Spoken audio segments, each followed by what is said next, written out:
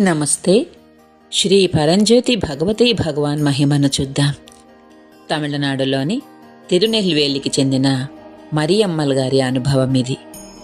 2012లో శ్రీ పరంజ్యోతి భగవతీ భగవాన్ వారి ధర్మాన్ని స్వీకరించిన తర్వాత మా కుటుంబంలో కలిగిన పరివర్తనను అపారమైన కృతజ్ఞతతో పంచుకోవాలనుకుంటున్నాను.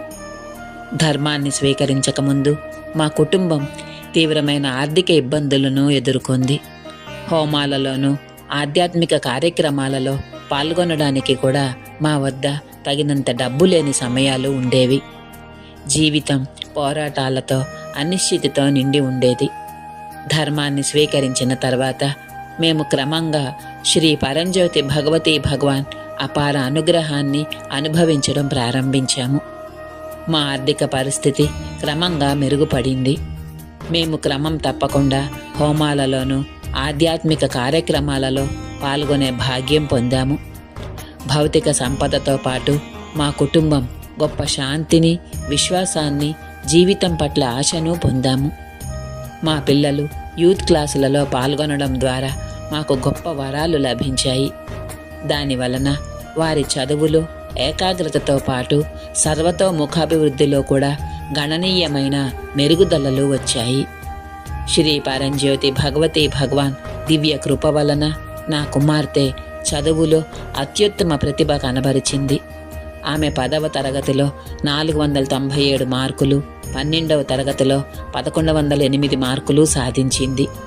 ఆమె ఇంజనీరింగ్లో రాష్ట్ర స్థాయిలో 13వ ర్యాంకు సాధించి తన అద్భుతమైన విజయానికి గాను ఒక ప్రతిష్టాత్మక పురస్కారాన్ని కూడా అందుకుంది.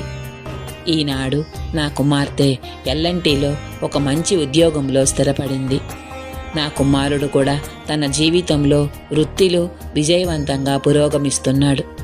మా ఇద్దరు పిల్లలు అభివృద్ధి చెందడాన్ని చూసి మా హృదయాలు అపారమైన ఆనందంతో, కృతజ్ఞతతో నిండిపోతున్నాయి.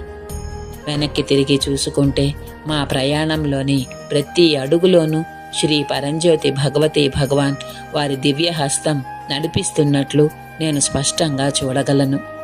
కనీసం హోమంలో పాల్గొనే స్తోమత కూడా లేని స్థాయి నుండి మేము సంపద, విజయవంతమైన పిల్లలు, ప్రశాంతమైన కుటుంబ జీవితంతో ఆశీర్వదించబడ్డాము. మా జీవితాలను పరివర్తన చెందించి మా కుటుంబంపై తమ అనంత కృపను, దీవెనలను కురిపించిన శ్రీ పరంజ్యోతి భగవతీ భగవాన్ దివ్య పాద పద్మాలకు అపార ప్రేమ, భక్తి మరి కోట్ల కొద్దీ కృతజ్ఞతతో నేను ప్రణమిల్లుతున్నాను.